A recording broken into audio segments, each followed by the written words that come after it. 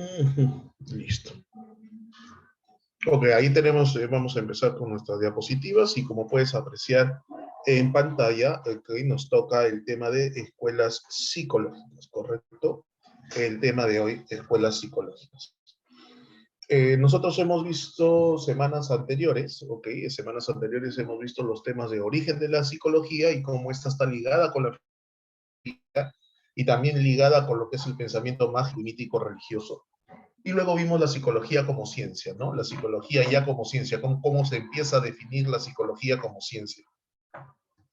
Inclusive la semana pasada, hablando de psicología como ciencia, eh, el objeto de estudio de la psicología como ciencia es la conducta o parte del estudio, porque en realidad es la conducta.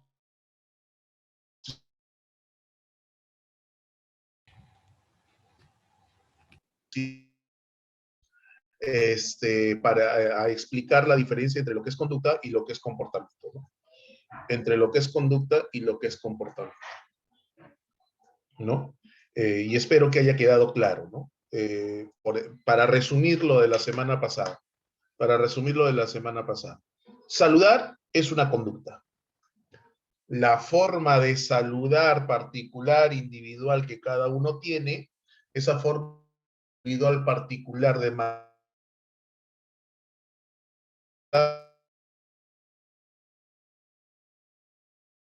en contexto, en función a lo que se trabajó. Eso es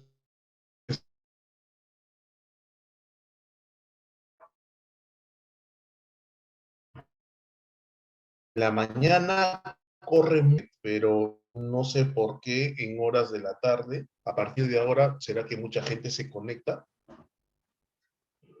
Sí, milagros, sí, sí, la gente, sí, sí, que me escucha entrecortado.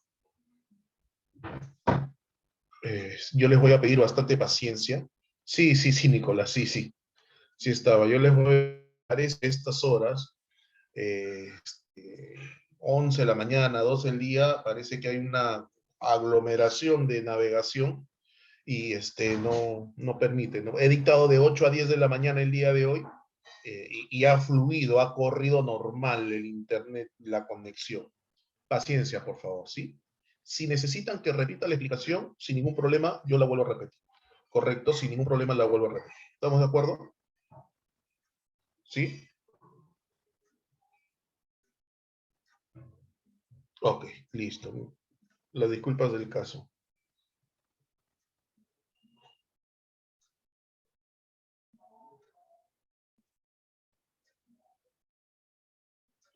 Muy bien, entonces yo empezaba recordando, ¿sí me escucharon la primera parte de la diferencia que hay entre conducta y comportamiento? ¿Sí me escucharon esa primera parte? Sí, ¿no? Ya, entonces vamos a ponernos en contexto. Hay una fecha clave, ok, de la psicología, hay una fecha, ¿cómo decirlo? Un punto de partida de la psicología en el chat, que es el punto de partida.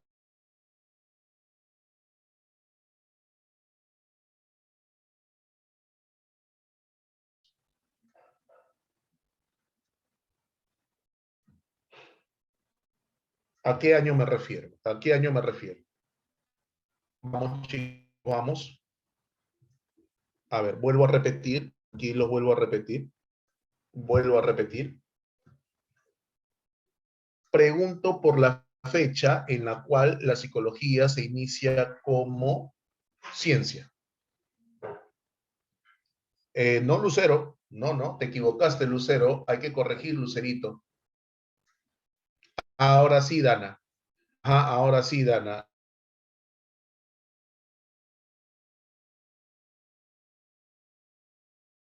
79, ¿cierto?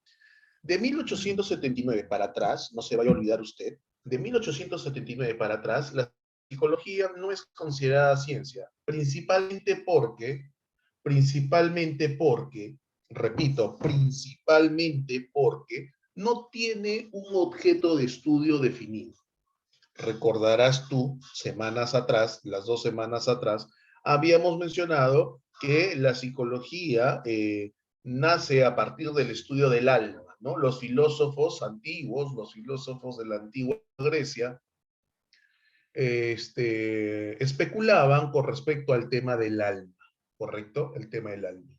Sin embargo, hablar de alma, correcto, sin embargo, hablar de alma es hablar de algo que no tiene, que no puede ser observado, que no puede ser medido, que no puede ser, no se puede experimentar con el alma. Ok, y usted recordará que hicimos un recorrido por la edad antigua, por la edad media, por la edad moderna, hasta llegar a la edad contemporánea. Y lo principal que usted tiene que recordar es que el concepto alma fue cambiando, fue evolucionando, y en algún momento,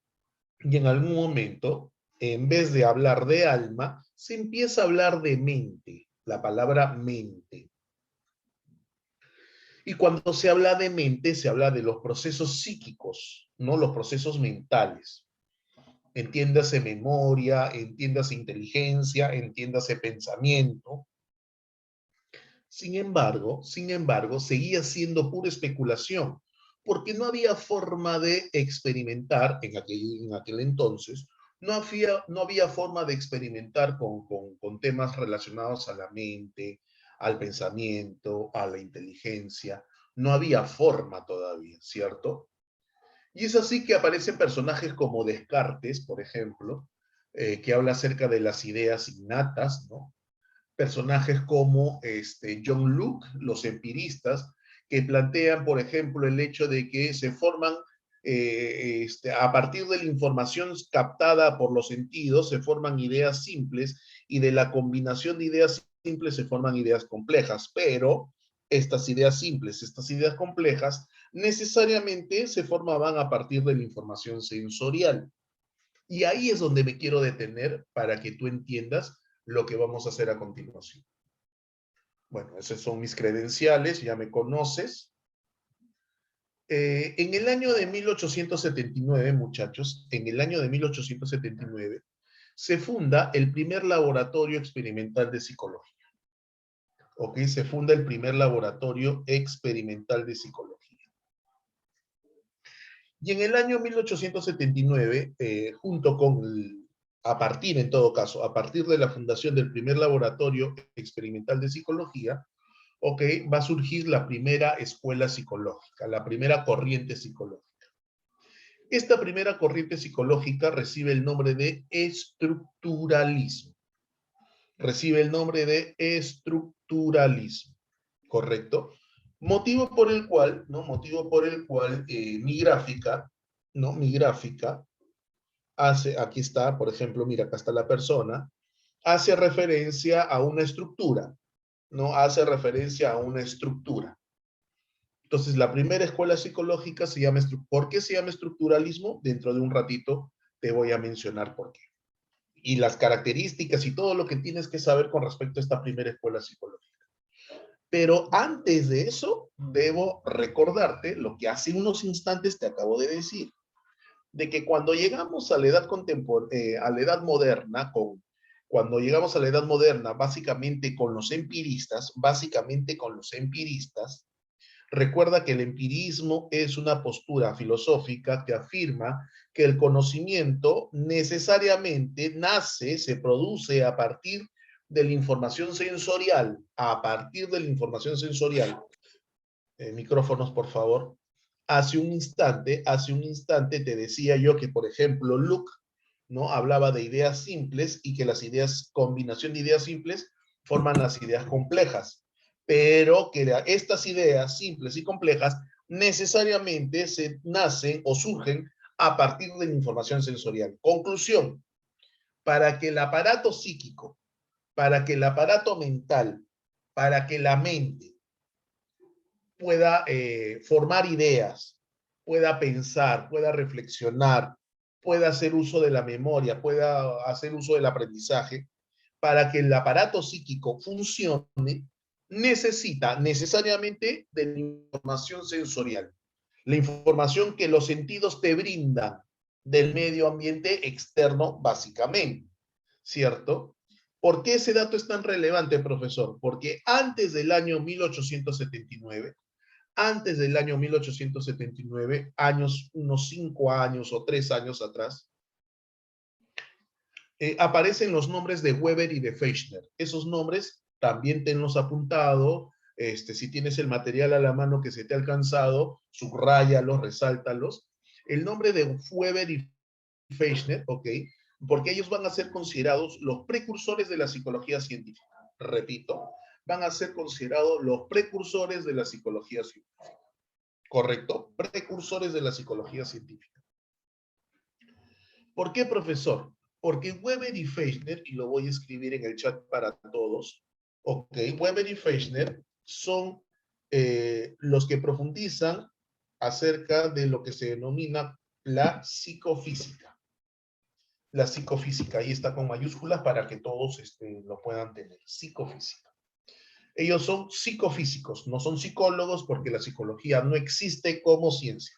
Se habla de psicología, ya se utiliza el concepto psicología, ¿cierto? Hay algunos representantes o algunos personajes, Melanchthon, por ejemplo, ¿ok?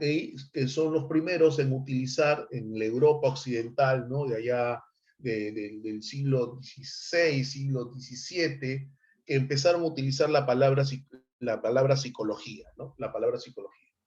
Empezaron a utilizar la palabra psicología. Pero no son psicólogos, no son psicólogos. Entonces ellos desarrollan lo que se conoce como la psicofísica. Psicomente y física, ¿ok? Física, entiéndase la física como el estudio de todo aquello que tenga que ver con movimiento, de todo que tenga que ver con lo material, ¿no? Una preguntita, muchachos, una preguntita sencilla. Cuando tú te has golpeado alguna parte de tu cuerpo, ¿no? Por ejemplo, ahora de repente que uno más para en casa y no utiliza tanta ropa como antes, ¿no? Supongo que muy ligero de ropa, usas más sandalias que zapatos, aunque ahora está haciendo frío y de repente ya te pones zapatillas, qué sé yo. Pero ¿quién no se ha golpeado de repente estando en sandalias o en chanclas, como quien dice? ¿Ok? ¿Quién no se ha golpeado el dedito gordo del pie, ¿no? El dedito chiquitito del pie, caminando, ¿sí o no, Marce? Estás caminando y por ahí en la pared, qué sé yo, ¡plam! ¡Uf! ¡Au! Duele, ¿cierto? Uy, duele, ¿cierto? Claro que sí. Pregunta, pregunta. Alonso, felicitaciones, eres un tipo que siempre está atento. Pregunta. ¿Dónde es que te duele?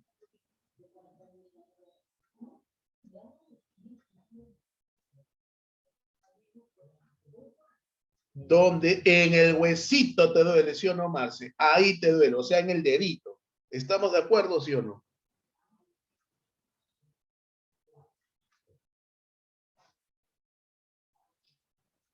¿Sí o no? Pero el dolor te llega hasta el alma, dice. Es que en realidad, muchachos, si somos exactos, si somos precisos, el dolor no se produce en el dedito. Este ejemplo lo voy a volver a repetir cuando hagamos sensación y percepción. Pero en realidad no, el dolor en realidad el dolor no se da en el dedito. ¿Dónde se da el dolor? El dolor se da en el cerebro, en una zona específica del cerebro. La pregunta es, en serio, ¿cómo es que llega del dedito? ¿Cómo es que llega hasta tu cerebro? ¿Cómo es que llega hasta tu cerebro? Porque sí sabe, esa es, Marce, esa, ya, cierra la chingana, ya. No, Marce tiene toda la respuesta. ¿Cómo se va a teletransportar, Marce? No sea loco. ¿Cómo se va a teletransportar? Así es, la respuesta es por el sistema nervioso, porque ustedes entienden, ustedes saben muy bien que todo tu cuerpo, absolutamente todo tu cuerpo está conectado a través de la red nerviosa con tu cerebro. ¿Cierto? Claro que sí, está conectado. Entonces, cuando tú te golpeas el dedito, inmediatamente los nervios, ¿no? Los nervios que se llaman, tienen un nombre específico esos nervios, ¿no? Se llaman las terminaciones nerviosas desnudas, se llaman, ¿no? Así se llaman, los receptores del dolor, terminaciones nerviosas desnudas. Esas terminaciones nerviosas desnudas, en fracciones de segundo, llevan la información al cerebro. En fracciones de segundo llevan la información al cerebro. Y la sube, porque obviamente si tu dedito está en la parte más baja de tu cuerpo y tu cerebro está en la parte más alta de tu cuerpo, entonces pregunta, ¿esa información tiene que subir o tiene que bajar?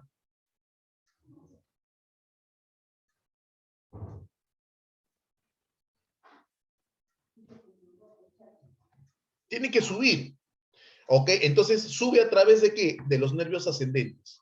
Esos nervios se llaman nervios sensitivos o nervios ascendentes. ¿Ok? Entonces sube ese recorrido, todo ese recorrido sube, tu 1,85 m, tu 1,99 m que tienes, todo eso sube hasta tu cerebro. Ahí se produce el dolor, inmediatamente tú retiras el pie, ¿sí o no? En fracciones de segundo. Así como sube, inmediatamente baja, y es por eso que sientes el dolor ahí, ¿no? Pero es inmediato, ¿cierto? Baja. Pregunta, ¿por dónde baja?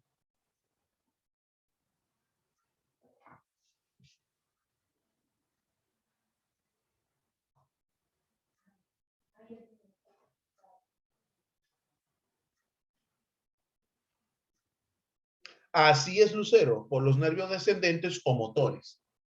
Claro, esto es importante, chicos, porque esto lo vamos a repetir cuando hagamos bases biológicas, lo vamos a repetir cuando hagamos sensación, cuando hagamos percepción. Pero ¿por qué te digo todo esto? Muy bien, Ariana, los nervios. ¿Por qué te digo esto? Para que entiendas esa parte psicofísica. Psico es el cerebro, donde se produce el dolor propiamente dicho, donde se registra el dolor, donde se siente el dolor propiamente dicho. Pero físico viene a ser ese trayecto de nervios ascendentes y nervios descendentes. Esa es la parte física. Weber y Fechner entendían y comprendían que la información tenía que llegar al cerebro. Entonces, ¿qué hicieron Weber y Fechner? Lo que hicieron Weber y Fechner es tratar de medir el tiempo en que se demora la persona en sentir un estímulo. Y de ahí nace lo que se conoce la famosa ley de Weber, ¿no? La famosa ley de Weber que tiene que ver con el umbral diferencial. Weber y Fechner desarrollan lo que son los umbrales, el umbral absoluto, el umbral diferencial, el umbral máximo, e hicieron experimentos. Dato importante, presta atención, ok, mírame. Presta atención, dato importante. ¿Por qué es relevante los estudios de Weber y Fechner que tiene que ver con sensación, profesor? Porque por primera vez en la historia se empezó a hacer experimentos de manera objetiva con un tema íntimamente relacionado. Yo rapeo, Alonso. ¿Me has visto en la batalla de los gallos? Me descubriste. Ah, ayer, sí, ayer. eh, bueno. No, sí, yo soy el que rapea. Bueno, ayer. No, tranqui, Alonso, hay que ponerle sazón, batería y reggaetón. Tranquilo. No hay problema. Entonces, regreso. Te decía, ¿por qué es importante conocer a Weber y a Fechner? Porque te vuelvo a repetir, con calma. No, sí era yo, Alonso, el que hizo eso ayer nos tocó, ¿no? Ayer nos tocó filosofía, sí. Era yo, era yo. No, tranqui, por favor, Alonso. No tienes que pedir disculpas para nada, tranqui. Te repito con calma. ¿Por qué es importante conocer a Weber y a Fechner? Porque son los precursores de la psicología científica. ¿Por qué, profesor? Porque son los primeros en hacer experimentos de manera científica, de manera objetiva, con un tema que está relacionado con la psicología. ¿Cuál es ese tema? La sensación. La sensación es el proceso por el cual nosotros empezamos a tener contacto con el estímulo, con los estímulos.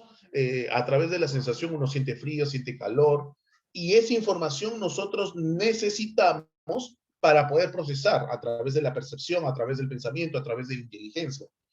Pero necesitamos. Entonces, Weber y Fechner son considerados precursores de la psicología por lo que ya te mencioné. ¿Por qué, profesor? Porque por primera vez se realizan estudios experimentales, ok, con la psicología. Específicamente, ¿con qué tema? Con la medición de las sensaciones. ¿Cuánto tiempo nos demoramos en sentir? Pregunta, Salón. Hasta acá, ¿me están entendiendo?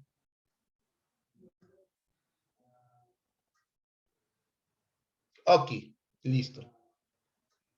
Entonces, ¿qué ocurre?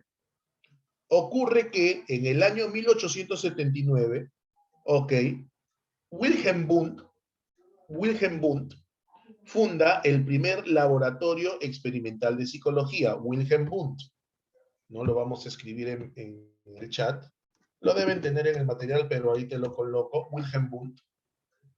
Ok, es el que él funda la primera escuela psicológica, la cual fue denominada estructuralismo. Y acá tengo una pregunta recontra sencilla. ¿Por qué crees tú que esta primera escuela se llama estructuralismo? ¿A qué se refiere? ¿O qué nos quiere decir con el nombre estructuralismo? ¿Qué nos quiere decir con el nombre estructuralismo? ¿Tienes alguna idea? Tranquila, si no tienes una idea no hay ningún problema. Excelente, Milagros. Milagros para todos, por favor, para que todos se puedan nutrir de tu respuesta. Tiene que ver con estructura de la mente. Ahora, la pregunta es, ¿qué significa la palabra estructura, muchachos? No, Alonso, ¿no tienes qué? ¿No tienes mente? Seas loco. ¿A qué te refieres? Acláralo, Alonso, acláralo. La pregunta es, ¿qué significa estructura, muchachos? ¿Qué es estructura? Formación, muy bien, Nicolás, puede ser formación. ¿Qué más? Otra definición o una palabra, un sinónimo de estructura.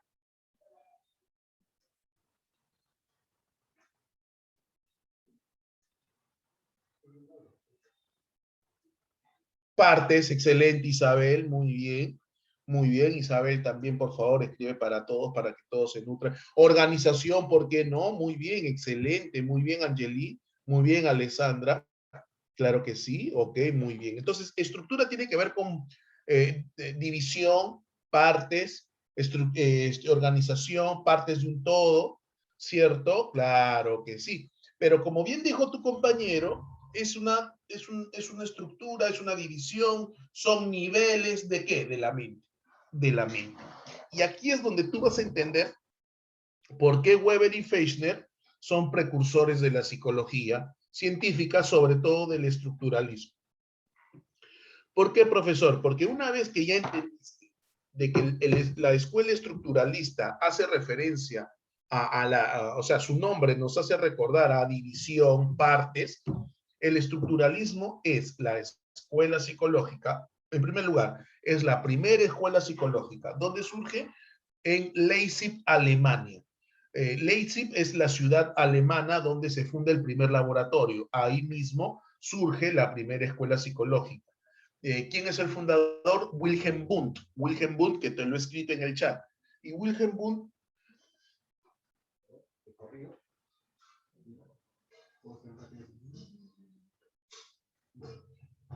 el estructuralismo, te decía, es considerado el padre de la psicología científica, el señor Wilhelm Wundt, es considerado el padre de la psicología científica, ok, pero nos hace referencia a la estructura de la mente. El interés de Wundt es saber y conocer cómo se estructura la mente. Y vuelvo a repetir, aquí tú vas a ver la mente o la conciencia, ¿no? Ok, es el nombre que se le da, la estructura o la estructura de la conciencia. ¿Cómo está estructurada? ¿Cuántos niveles tiene? ¿Cierto? ¿Cuáles son las partes? Como quieras llamarlo, de la conciencia.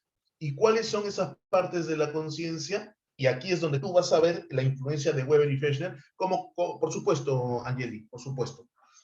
Angeli, yo decía que el interés de Wundt, ok, con esta primera escuela psicológica, ok, con la escuela del estructuralismo es conocer cómo está estructurada la mente. Conocer, establecer, descubrir cómo está estructurada la conciencia o la mente. Para este caso, ok, conciencia y mente significa lo mismo. ¿Me entendiste, Angeli?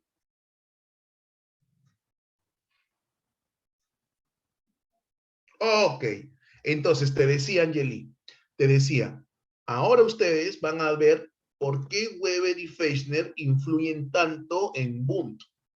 Porque el primer nivel para hacernos conscientes de la realidad, para que mi mente, el primer nivel para que mi mente sea consciente de la realidad, ¿cuál crees tú que es? El primer nivel para que mi mente sea consciente de la realidad, ¿cuál crees tú que es? ¿Te acuerdas del ejemplo del dedito? Cuando tú dices, sí, profe, me golpeé y me dolió, es decir, te diste cuenta de tu dolor. Te diste cuenta de tu dolor. Pregunta, ¿qué proceso se tuvo que dar primero para que te des cuenta del dolor? Excelente, Milagros, pero me estás escribiendo solamente a mí. Muy bien, Lucero, muy bien, Alessandra. El primer nivel, Adriana levantó la manito. Adriana, ¿alguna pregunta?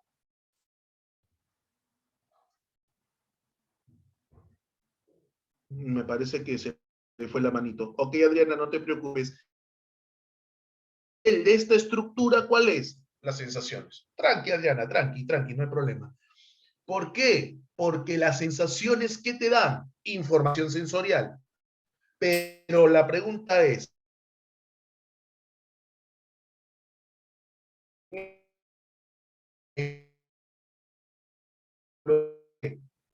¿no? Bastará con ver la pared que es de color blanca. Se me está yendo el internet, muchachos, es inestable, sí, sí, sí. Esperemos un ratito, un ratito.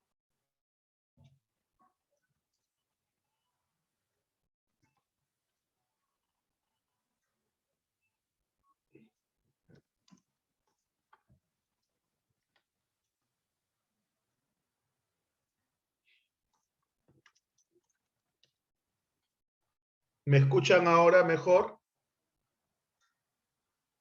¿Ya? Ya está mejor, Christopher, gracias. De vez en cuando va a ocurrir estos problemas, me escriben al toque para yo hacer una pausa y esperar que se estabilice. ¿Estamos de acuerdo?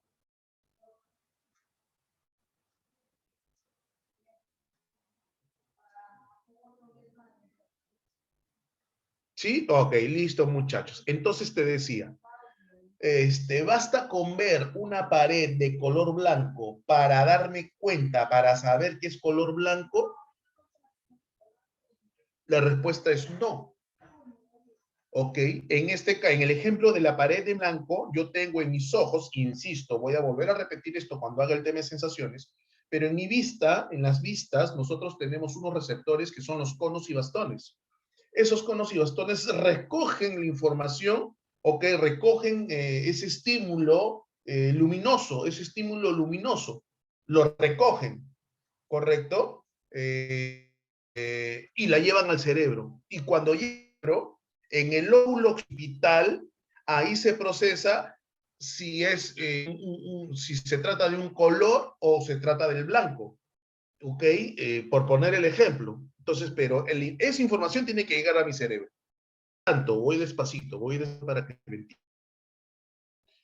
¿Qué viene a ser las sensaciones para el estructuralismo de Wundt? Es el punto de partida para hacernos conscientes de la realidad. ¿Se entendió eso?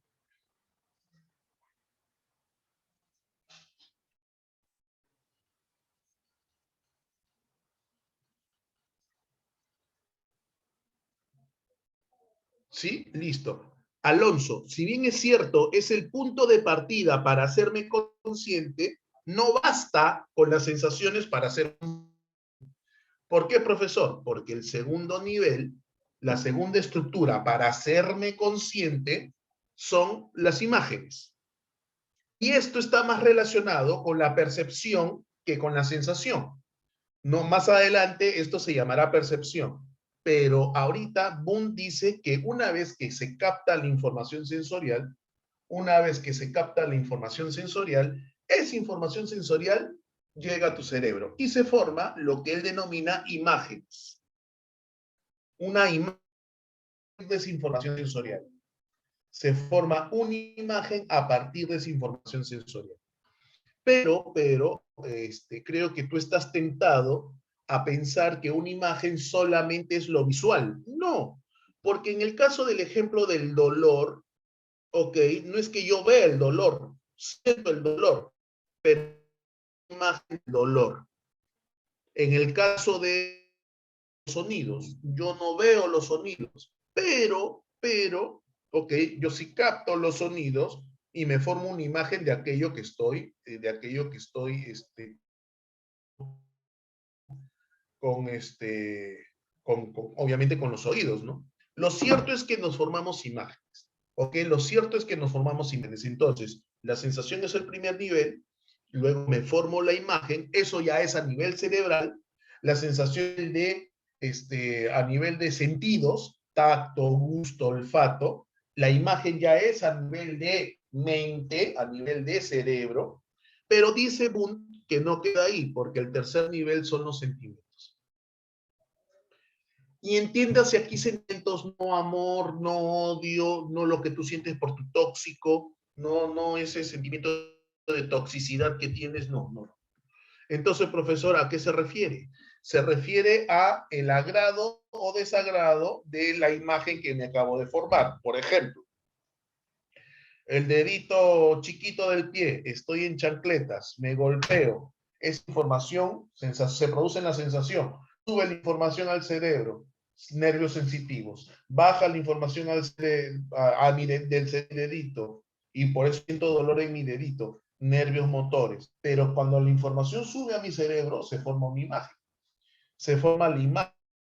A partir de esa imagen, me duele y dijo, ¡ah!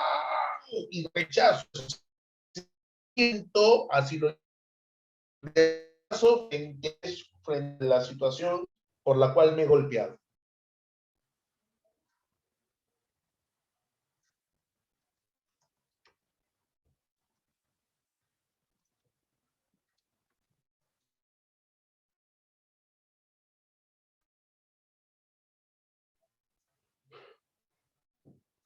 Me avisan si me vuelven a escuchar mejor, por favor. Sí, mejor, gracias, Ariana, muchas gracias. Entonces, cuando me golpeo el dedito, siento rechazo hacia eso. Cuando yo veo la pared de color blanco, en mi cerebro se forma la imagen y me agrada, qué bonito. Cuando pruebo algo que me desagrada, ¿no? Pruebo, sensación, se forma la imagen en mi cerebro, pero no me gusta, lo rechazo, sentimientos. Según Boone, esas son las tres estructuras por las cuales nosotros nos hacemos conscientes, ¿ok? Nos hacemos conscientes de la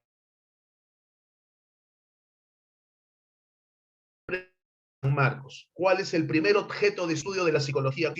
¿Qué respondo? ¿La conducta, el comportamiento, los procesos psíquicos? No, porque el primer objeto de estudio de la psicología como ciencia es la estructura de la conciencia, según la corriente estructuralista de Wilhelm Wundt. ¿Correcto? Según la corriente estructuralista de Wilhelm Wundt. Pregunta, ¿se entendió hasta acá?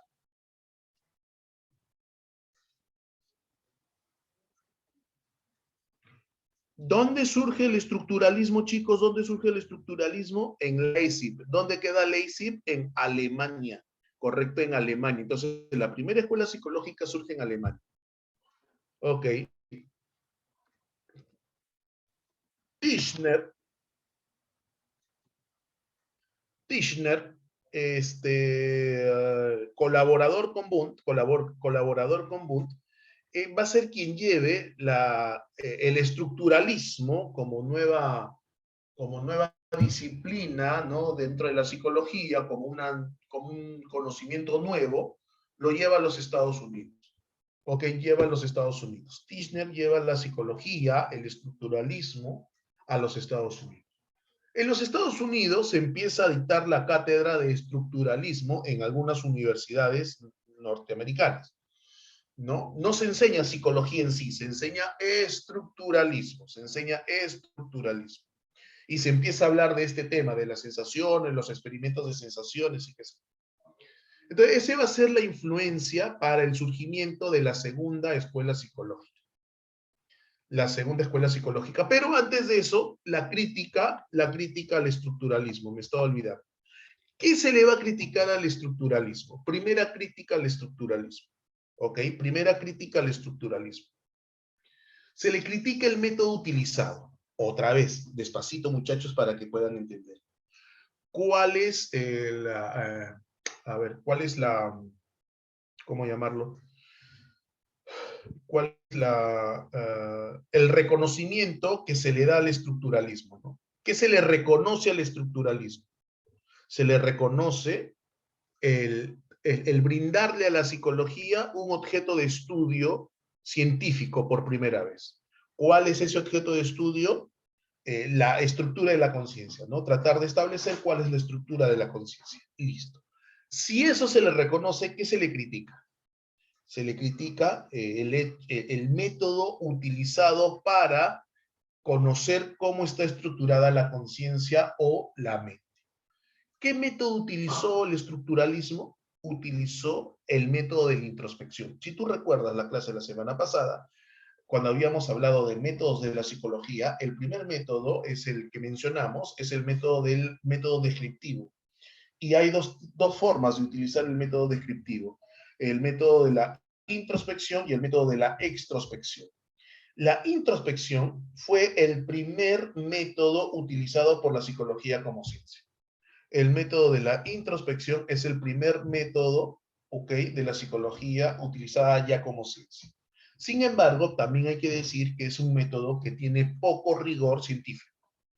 Hoy en día no es utilizada la introspección. Es más, la introspección que utiliza Bunt, la introspección que utiliza Bunt no es una introspección cualquiera, es una introspección guiada, ¿ok?, a las personas, ¿ok?, a las personas que se les pedía que realicen introspección, se les orientaba, se les guiaba, se les daba una orientación, correcto, se les daba una orientación para que puedan realizar una buena introspección. Pero aún así, no tiene rigor científico, no es aceptada por la comunidad científica. Entonces, si bien es cierto, es la primera escuela psicológica que existió y que utilizó la introspección, dicho método no tiene rigor científico. ¿Qué más se le critica, profesor? La crítica viene de otra corriente psicológica que va a surgir años después, llamada Gestalt. Años después, llamada Gestalt. No, ¿ok? ¿Y qué le va a criticar esta corriente gestáltica a esta corriente estructuralista? ¿Qué le va a criticar? Lo que menciona ahí en pantalla, el elementalismo. ¿Qué significa elementalismo, profesor? Es decir, dividir en elementos la realidad. Conciencia. ¿Ok? O sea que para entender la mente no es necesario dividirla en elementos, sensaciones, sentimientos, no es necesario. Más adelante, en esta diapositiva, vamos a ver en qué consiste la gesta y ahí vas a entender mucho mejor. Pregunta, ¿estamos bien hasta acá? ¿Me han entendido?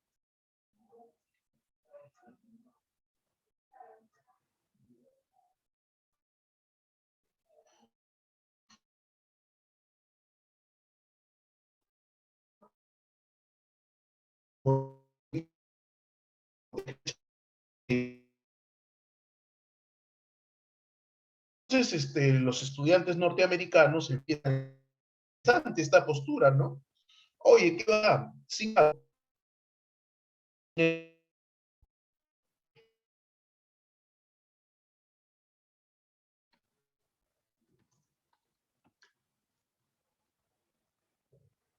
aló, aló.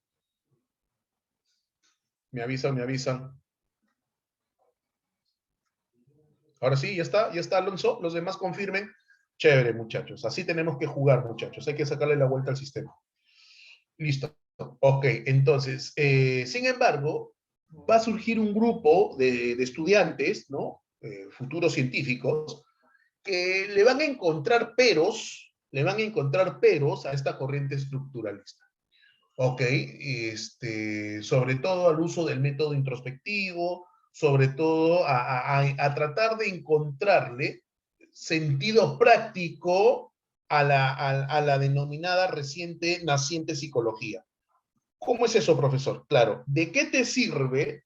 ¿De qué te sirve? Porque la pregunta que surge es, ¿De qué sirve saber cómo está estructurada la conciencia? Ya, vamos a suponer que sí, la conciencia está estructurada por sensaciones, imágenes y sentimientos. Listo, se acabó. Ya, ¿qué hago con eso?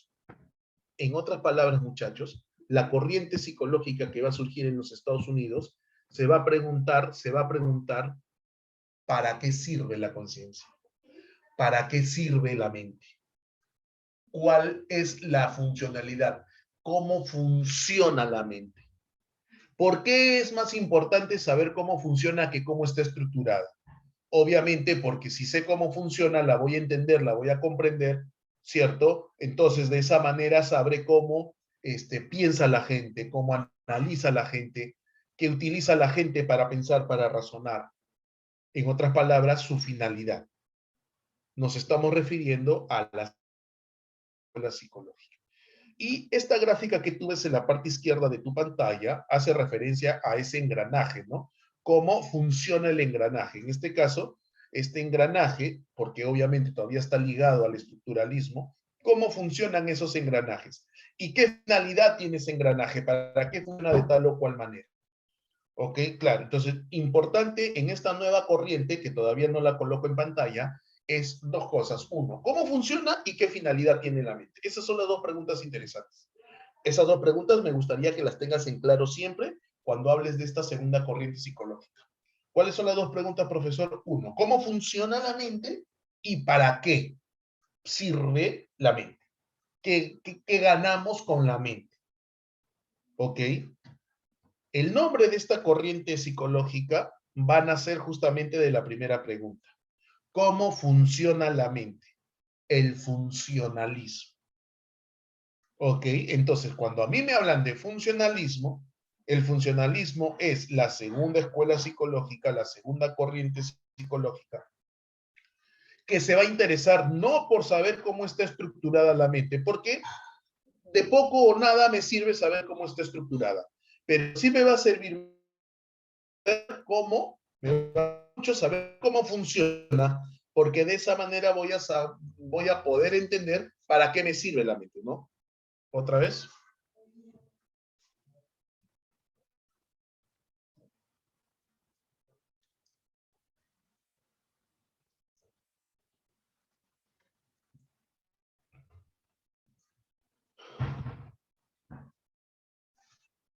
Ahora sí, ya.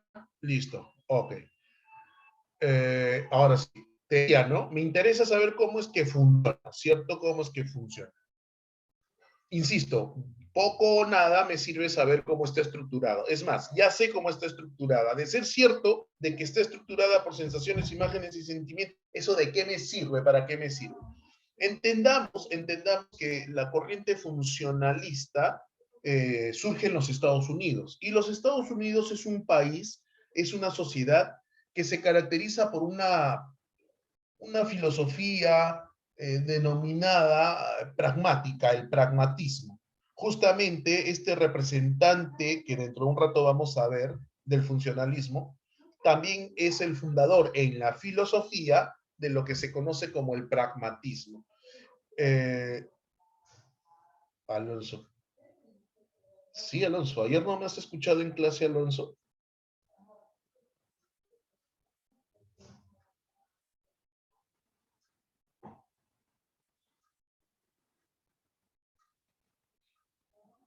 Alonso, ¿estás ahí? Bueno, continúo. Me respondes, Alonso, por favor. ¿Sí me escucha, chicos? ¿Se me escucha? Sí, sí, listo. Entonces, te decía, este, te decía, el principal representante funcionalista también es representante de la filosofía llamada pragmatismo. Y te decía que la sociedad norteamericana es una sociedad muy pragmática. Pregunta, ¿qué significa pragmatismo? A grosso modo, ¿qué significa pragmatismo? ¿Qué entendemos por pragmatismo? Ser práctico en la vida, Milagro, ser práctico en la vida. ¿Y qué implica ser práctico? Hacernos faltas. ¿Sirve o no sirve? ¿Para qué sirve? ¿Me es útil? Sí, consérvalo. ¿No sirve? No. Ya, entonces deséchalo. Pues esa filosofía de vida Esa filosofía de vida tiene zonas. En Norteamérica, esa postura filosófica, el pragmatismo, son muy pragmáticos. Entonces, ¿qué es más pragmático? ¿Saber cómo está estructurada la mente o cómo funciona la mente? ¿Qué es lo que te va a servir más? ¿Saber cómo está estructurada la mente o cómo funciona la mente? ¿Qué es lo que más te... Obviamente, Alessandra me escribe por interno cómo funciona. Milagro y los demás también lo escriben. Gracias, Ariana. Gracias, Angeli. Claro, entonces ahí encuentras tú el nombre, por qué es tan importante el funcionalismo. Alonso, la semana pasada me dijiste lo mismo, no hay problema, tranqui.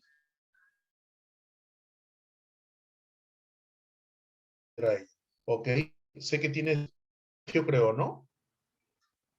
Tienes colegio, creo, así. Ya todo. No, tranqui. Todo.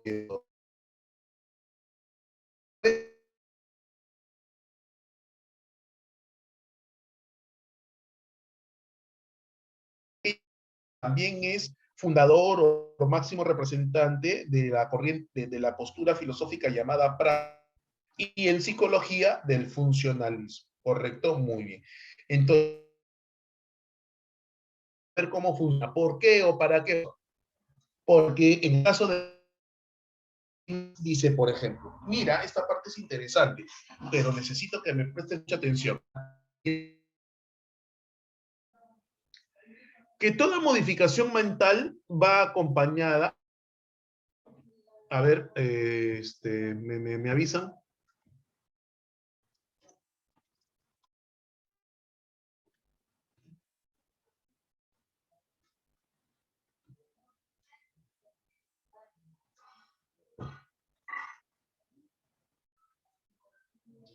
Sí se escucha, pero Sí, sí, sí. sí, sí, todo bien. Listo, ok, listo. Dice, toda modificación acompañada de un cambio, te voy a explicar detenidamente qué significa eso.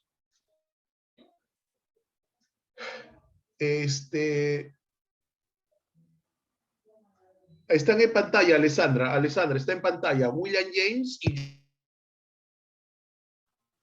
Está en pantalla, Alessandra. ¿Ves la pantalla, hija?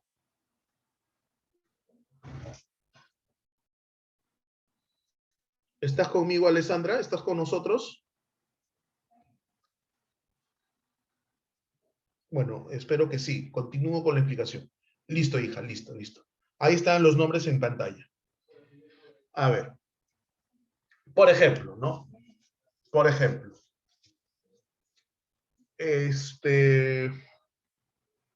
vamos a suponer que te has peleado con tu tóxico, con tu tóxica, pues, ¿no?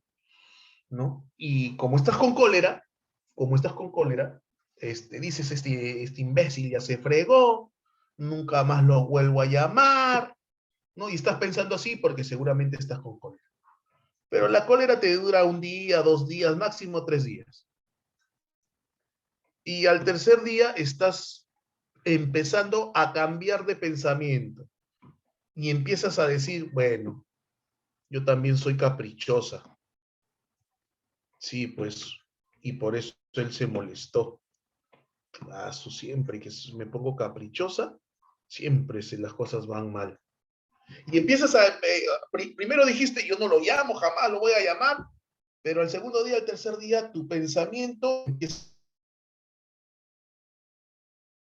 a, sí, pues, no, pucha, yo la fregué, caprichosa, si bien es cierto, él cometió un error, pero ya me pasé de caprichosa, ya, chamare, creo que lo voy a llamar. ¿Sí o no, Nicolás? Te ha pasado, hijo. Soldado caído, Nicolás, soldado caído, muchachos, hay que cobijar a Nicolás. Entonces, ¿qué ocurre? Ocurre que estás pensando, o sea, ¿qué pasó? Hay una modificación mental. ¿Por qué? Porque inicialmente habías pensado no llamar y ahora piensas en llamar. Pregunta, ¿qué terminas haciendo?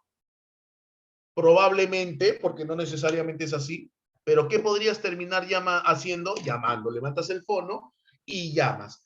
Pregunta, ¿qué es levantar el fono y llamar? Es un cambio corporal, es una conducta.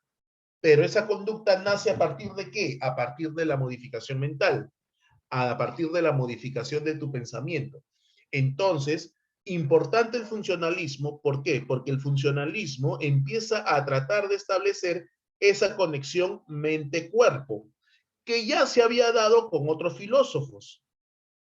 Descartes, por ejemplo, había hablado de ese dualismo alma-cuerpo o mente-cuerpo. Pero si tú recuerdas a Descartes, que lo mencioné la semana pasada, Descartes decía que la mente y el cuerpo se unían en la glándula pineal. ¿Ok? Eso decía Descartes. Pero de una u otra manera, la mente y el cuerpo son de realidad distintas. El funcionalismo dice no. La mente y el cuerpo son uno solo. Son uno solo. Entonces, si la mente cambia, eso se ve reflejado en la conducta. Si la mente cambia, eso se ve reflejado en la conducta. A eso se refiere con el primer punto, modificación mental acompañada de un cambio corporal. ¿Ok? Segundo punto, sistema nervioso. Hace un rato yo te mencioné el dedito que me golpeo, sube la información, nervios sensitivos. Baja la información, nervios motores. ¿Cierto? Te hablé del sistema nervioso, te hablé del lóbulo frontal, parietal, occipital. Ya, eso es sistema nervioso. O sea, ellos empiezan a entender que el cuerpo humano, ok, funciona, la mente funciona, todo el cuerpo funciona a partir del sistema nervioso. Entonces es importante entender y comprender el sistema nervioso. Esa modificación mental que va acompañada de un cambio corporal es porque la mente le da la orden. Tu mente le da la orden a tu brazo para que agarre el celular y marque el número de tu tóxico. Ese movimiento, esa señal, ¿de dónde viene? De la orden que dio tu mente. Pero eso forma parte de todo tu sistema nervioso. Pregunta, ¿me has entendido?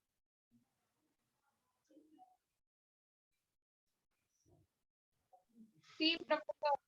Chévere. Y finalmente, William James es el primero en hacer una distinción entre lo que es la memoria de corto plazo y la memoria de largo plazo. La memoria de corto plazo también es conocida como la memoria del presente. Es la información, la memoria de corto plazo se refiere a la información que yo requiero en el momento para adaptarme adecuadamente a mi entorno. ¿Y de dónde saca esa información la memoria de corto plazo? Para poder actuar en el momento. Esa información la toma de la memoria de largo plazo. Si la memoria de corto plazo es presente, trabaja en el momento presente, la memoria de largo plazo se refiere a la memoria a la información del pasado. Ahí está almacenada, toda tu información del pasado está en la memoria de largo plazo. Entonces hay una conexión entre las dos, porque si bien es cierto, la memoria de corto plazo necesita información para poder actuar, no actual, sino necesita información en el momento para poder adaptarse al entorno. ¿De dónde saca esa información la memoria de corto plazo? De la memoria a largo plazo, porque es una especie de almacén donde están todos los recuerdos, ¿ok? Toda la información necesaria. Entonces, ¿qué hay? ¿Qué ocurre? Que de la memoria de largo plazo le dicen, hey, la de corto plazo le dice a la de largo plazo, oye, necesito información de matemáticas para responder esta pregunta de admisión. Entonces, todas tus fórmulas de matemática están en tu memoria de largo plazo. Entonces, la memoria de largo plazo busca. Oye, ¿qué necesitas? ¿Teorema de Pitágoras? Sí, ese necesito. Entonces, la de largo plazo, ¡fum!, se la manda. Y una vez que la de corto plazo tiene esa información, teorema de Pitágoras, ¡pum!, la aplica para actuar en el momento. Pregunta, ¿me entendiste?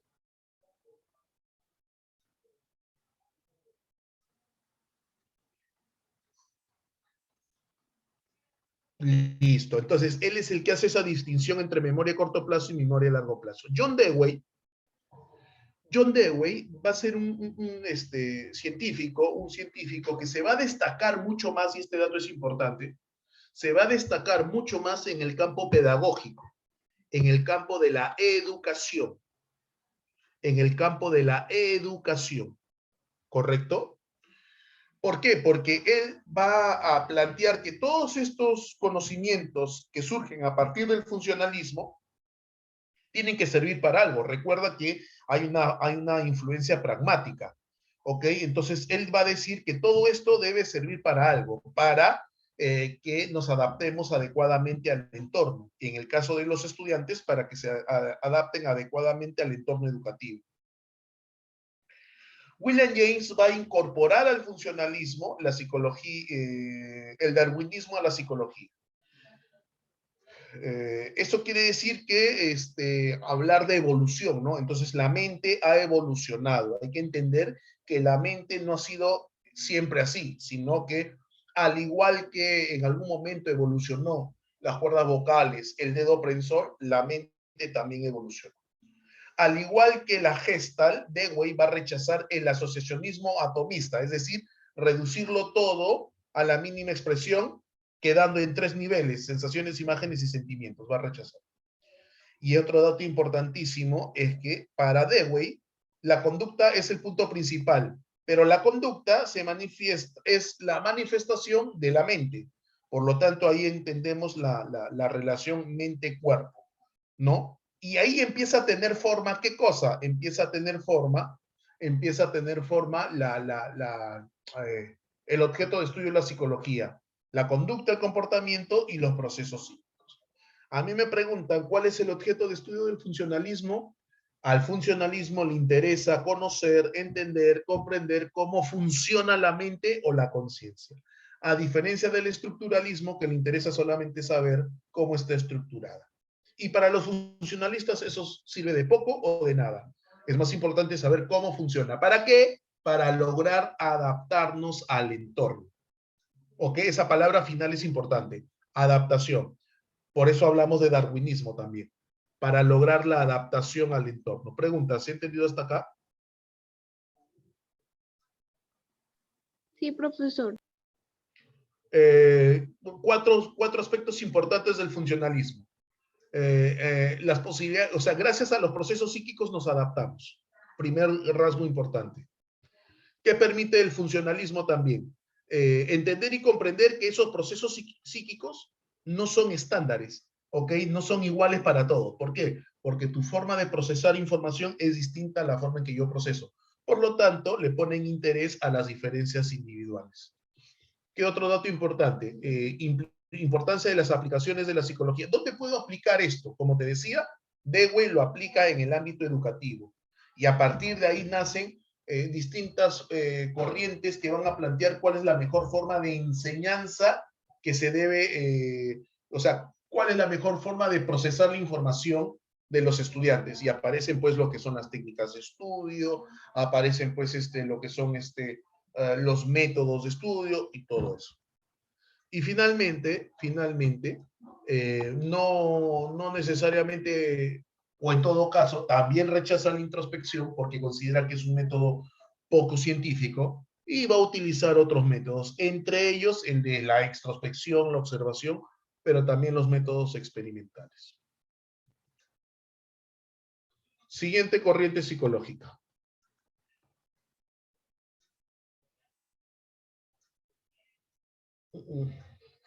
¿Qué pasó? Ahí está. Algo pasó ahí, ya pasó.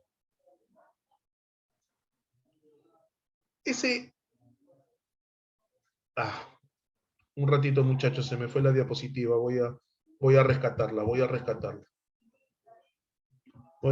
la diapositiva, un ratito.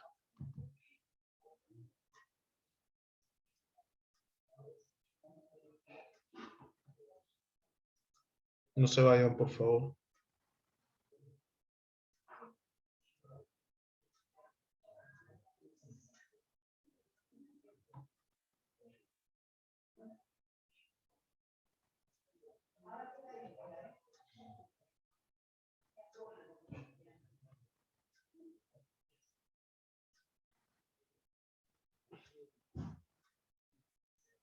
Sí, profesor. Listo. Ok.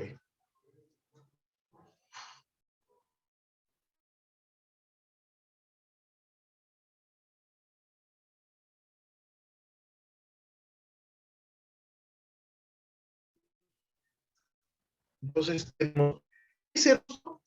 ese rostro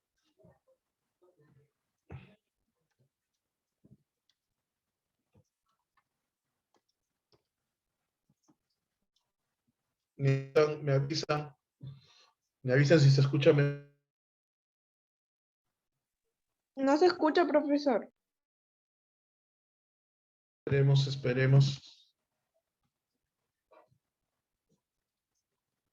Aló, sigo hablando. Aló. Ahora sí se escucha. Perfecto, listo. Muy bien. Te decía, tienes que recordar ese nombre, perdón, ese rostro.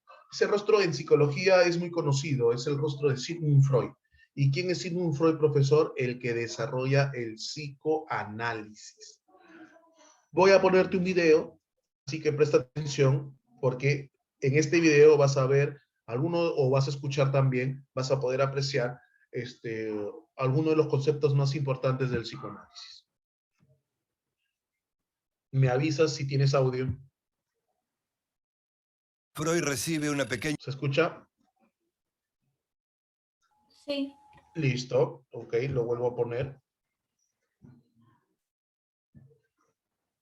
Freud recibe una pequeña beca para ir a estudiar en París con el famoso neurólogo Jean-Marc.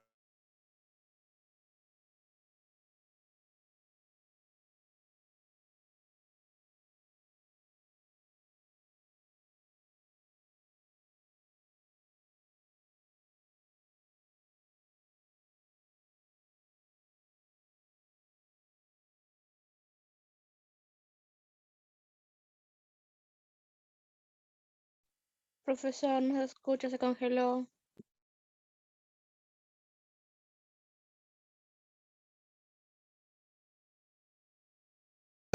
Pura aparente, los normales, masajes, o situaciones no resueltas. Y Profesor, se congeló.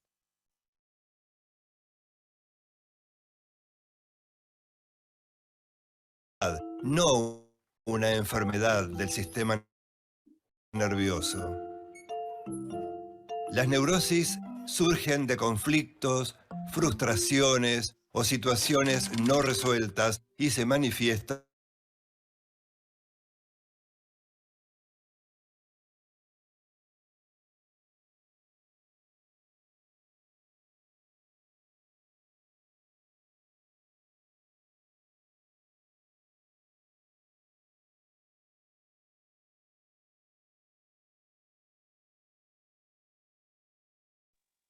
Se congeló, profesor.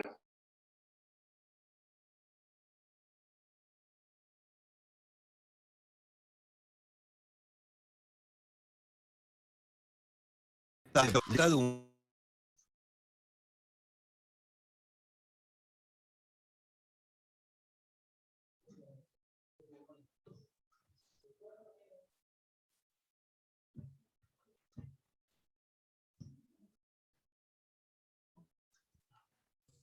cambiada. A través de la palabra comienza su proceso de curación. La asociación libre no es el único camino al inconsciente. Freud descubre que los sueños también expresan deseos no manifiestos. En 1896 escribe La interpretación de los sueños.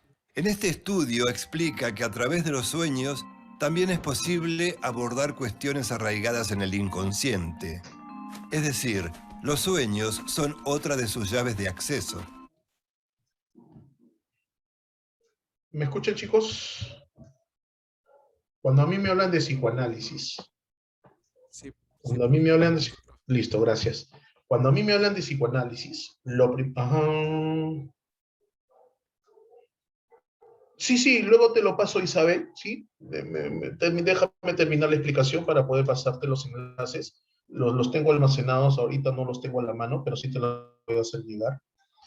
Es más, cuando hagas psicoanálisis en extenso, en una de las clases, una clase exclusiva para psicoanálisis, voy a volver a poner este video, que es un conjunto de 3 videos, que me parece. Solamente he sacado este pequeño corto video, donde nos explica en extenso un poquito más del psicoanálisis. Pero acá hay palabras interesantes que usted debe recordar. Así es, Angeli. Muy bien. ¿Cuál es el punto en común? ¿Cuál es el punto en común entre el estructuralismo y el funcionalismo? El punto en común, porque hemos visto que ambas estudian distintas cosas. El punto en común es que se interesan por la conciencia. El punto de discrepancia del psicoanálisis con el estructuralismo y con el funcionalismo es que el psicoanálisis no le preocupa el consciente, sino el inconsciente. Si has prestado atención al video, nos dice lo siguiente. Si has prestado atención al video, nos dice lo siguiente. Nos dice que Freud dice que viaja de Viena, ¿no?, a París, a Francia, y estudia con el médico Charcot. Freud es médico, ¿ok? Freud es médico, no es psicólogo. Freud es médico psiquiatra. Viaja y estudia con el famoso médico de aquel entonces llamado Charcot. Y el señor Charcot ya había hecho había hecho estudios con lo que en aquel entonces se conoce como un tipo especial de neurosis, la histeria. La histeria, esto le estoy escribiendo solamente a Alessandra, para todos.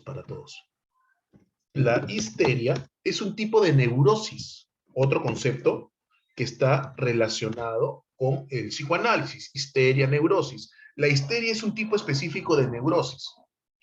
¿Ok? Las neurosis es una serie de trastornos mentales. ¿Ok?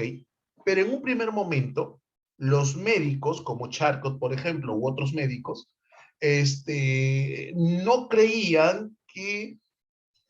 A ver, empiezo desde el inicio. Resulta que la palabra histeria proviene de la palabra griega histerión. Histerión significa útero. Por lo tanto, inicialmente se creía que solamente las mujeres eran histéricas. Hoy en día no, hoy en día sabemos que los hombres también son histéricos. Pero inicialmente se pensaba que las mujeres eran histéricas. ¿Y a quién se le denominaba histérico o histérica? ¿No? ¿A aquella persona que al parecer fingía una dolencia que en el fondo no existía? Y digo que parecía, ¿por qué? Porque ocurría eso, personas que, como has visto el caso de la señorita Ana O en el video, que se le paralizaban las manos, hormigueo en las manos, tenía parálisis facial, y cuando la revisaban estas personas, físicamente no tenían nada. O sea, no había explicación para que tenga esa dolencia. Entonces, a esas personas se les empieza a llamar histéricas, porque no tenían nada, fingían, o sea, ya dales un paliativo, ¿no? Dales un placebo, que vaya a tomar baños de sol, que se relaje, porque físicamente no tiene nada, no hay explicación para su dolencia, física no hay explicación para su dolencia. Pero cuando Freud tiene contacto con Bleuler, ¿ok?, con su amigo Bleuler, otro médico, al regresar a Viena, él se da cuenta de que esta persona, por ejemplo, ¿no?, Ana O, que era considerada histérica, tenía una serie de dolencias que no tenían explicación física, no había una razón para que tuviera esas dolencias, pero las tenía. Resulta que cuando la hipnotizaba, Bleur tenía cierta, ¿cómo decirlo? Había muchos, o sea, las dolencias desaparecían. Cuando era sometida a hipnosis, Bleur la sometía a hipnosis, tenía desaparecían esas dolencias. Eso le llama la atención a Freud, y Freud empieza a utilizar, no la hipnosis, sino Freud empieza a utilizar lo que posteriormente se llama asociación libre de palabras. La deja hablar, como has visto en el video.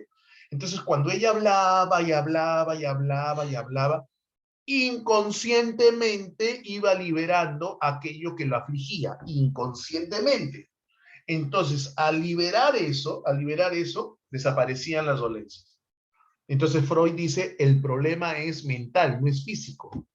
El problema es mental, pero no está en el consciente, porque la persona ni siquiera se da cuenta que tiene estos problemas que le causan estas dolencias.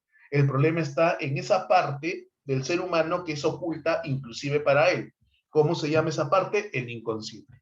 Entonces hay que acceder al inconsciente, hay que descubrir qué cosa hay en el inconsciente para entender y comprender por qué tienen estas personas las dolencias que tienen.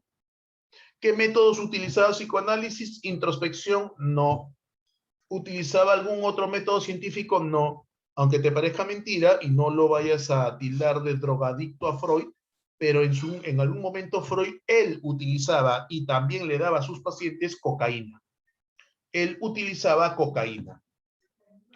Pero en aquel entonces la cocaína que se utilizaba no era, o sea, no era considerada una droga, no una droga ilegal. En aquel momento recién se conocía las bondades de la cocaína como analgésico.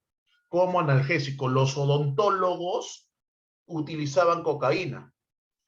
Sí, Angeli, pero esa serie era media fantasiosa también, ¿ah? Media fantasiosa también. Media fantasiosa, así es que hay que ver con cierto recelo también. No, no todo lo que te plantean en la televisión o en las series, en los streaming, es verdad, ¿no? Hay que tomarlo con cuidado, Angeli. Esa es mi recomendación. Entonces, regresando a la explicación, te decía de que Freud utilizaba cocaína.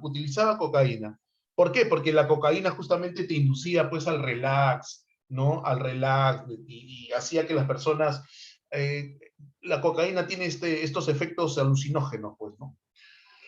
Pero también utilizó la hipnosis y también utilizó la asociación libre de palabras y también utilizó la interpretación de los sueños, ¿no? Interesante el psicoanálisis, hay mucho más que decir, pero vamos a avanzar porque no es la única corriente, o en todo caso no es la única en la cual nos vamos a centrar el día de hoy.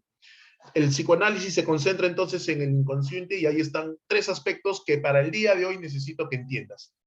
Repito, el tema del ello, el yo y el superyo, cuando hagamos psicoanálisis en extenso, cuando hablemos del consciente, subconsciente, inconsciente, cuando hagamos en extenso psicoanálisis. Lo principal que tienes que saber esta tarde es que para el psicoanálisis, la psicología debe estudiar la parte inconsciente, esa parte oculta que tenemos todos nosotros, ¿no? ¿Qué método de investigación utiliza? La asociación libre de palabras, interpretación de sueños, hipnosis, cocaína.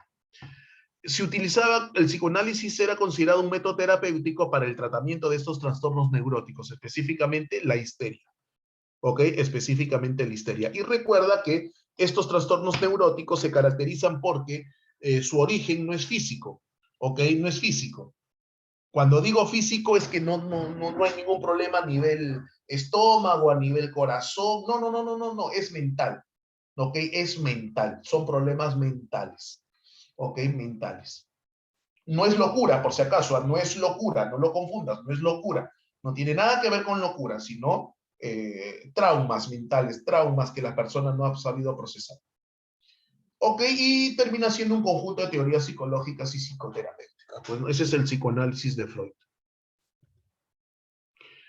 Al ver ese perrito que mueve la colita con la campanita, seguramente nosotros recordamos a Iván Pavlov, ¿no? Recordamos a Iván Pavlov, científico ruso, fisiólogo ruso.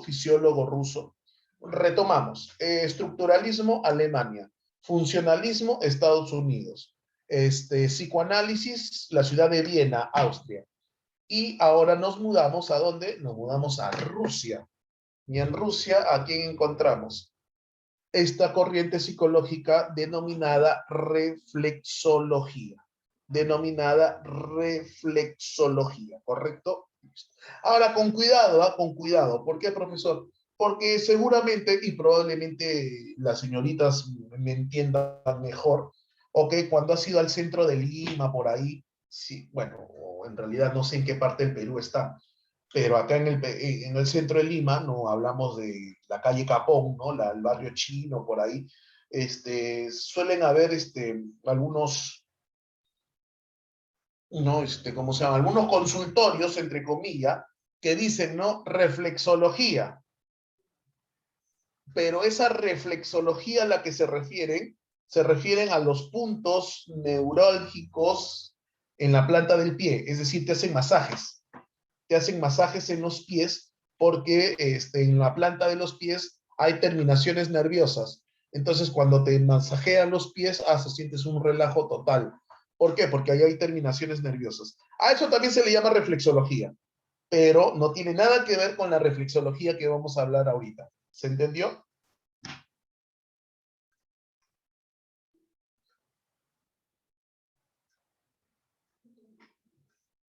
Hello, how are you?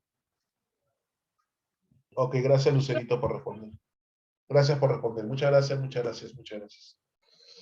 Entonces, esta corriente psicológica, reflexológica, ya no se interesa ni por el consciente ni por el inconsciente, sino por el sistema nervioso en sí. Hablamos de cerebro, hablamos de nervios, hablamos de médula espinal, ¿cierto? De nervios sensitivos, nervios motores, y hablamos de un tema conocido con el nombre de reflejos.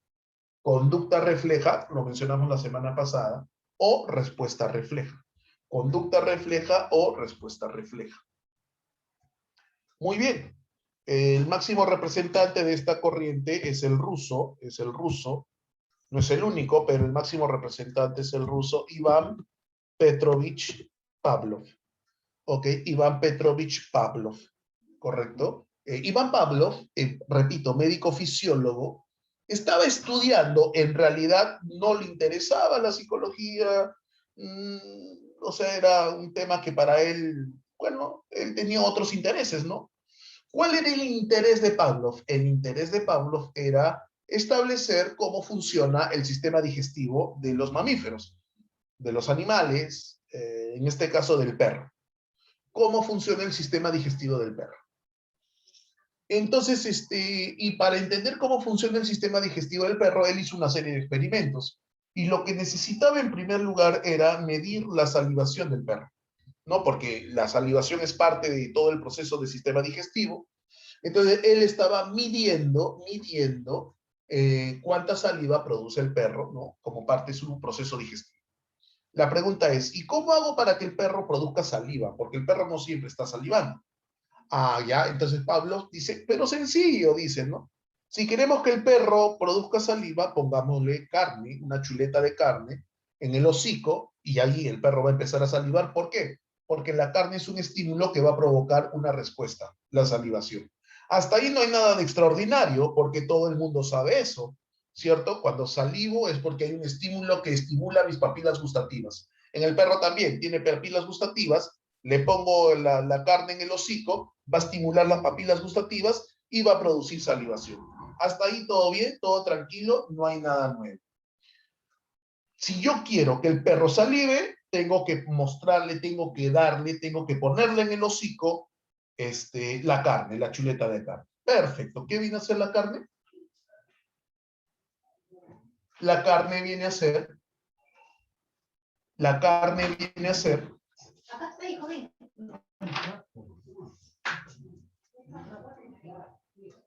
La carne, ajá, viene a ser un estímulo. La carne viene a ser un estímulo. Y la salivación viene a ser la respuesta. Y la salivación viene a ser la respuesta. Entonces, acá hay una pregunta interesante, muchachos. ¿El perro podría salivar si es que no está la carne?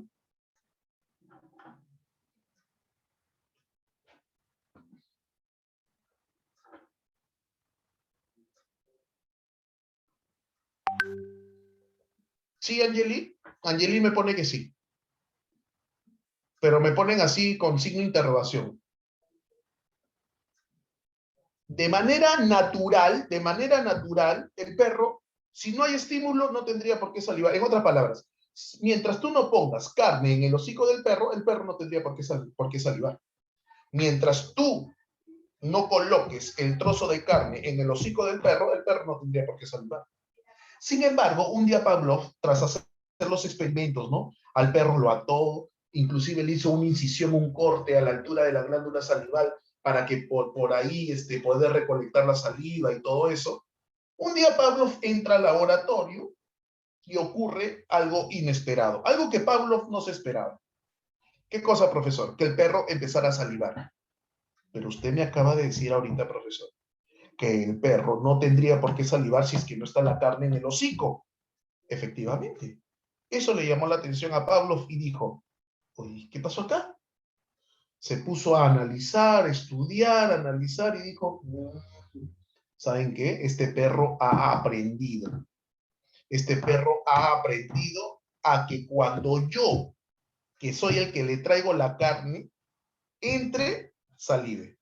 Sin ni siquiera mostrarle la carne. El perro está asociando estímulos a aprendizaje. No voy a profundizar más cómo se produjo, porque eso nos toca cuando hagamos las teorías del aprendizaje. Pero Pavlov, a partir de los reflejos condicionados que forman parte del sistema nervioso, Pavlov empieza a desarrollar lo que se conoce hoy en día como la primera teoría del aprendizaje. ¿Cuál es la primera teoría del aprendizaje? La primera teoría del aprendizaje viene a ser la teoría del condicionamiento clásico. ¿Ok? La teoría del condicionamiento clásico. ¿Correcto? Entonces Pavlov plantea que la psicología, en todo caso, ¿no? Debe estudiar la actividad nerviosa superior. ¿No? Porque, claro, un tema como el aprendizaje, una gran pregunta es ¿cómo se aprende? Y Pavlov descubre que se aprende asociando estímulos. Lo cual no necesariamente es del todo cierto, porque hay aprendizajes mucho más complejos que no se pueden explicar bajo este enfoque.